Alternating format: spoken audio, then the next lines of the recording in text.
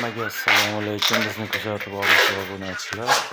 Mana bizni radiator turbalarini kovlab, izolyatsiya qilib o'tkazish jarayoni. Masalan, bu uchastkadan yonidagi uchastkaga o'tkazish uchun mana shunday izolyatsiya qilinadi. O'zini chexoli 3 qavat uchlik falga va ustidan qalin salafondan o'raladi.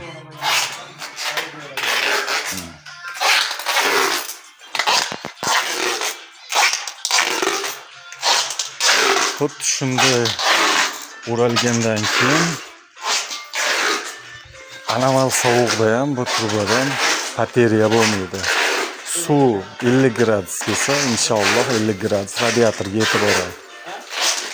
Bateriya bo'lmaydi. Akkuratni qilib ko'mib o'tkazilsa, inshaalloh uzoq yillar davomida xizmat qiladi.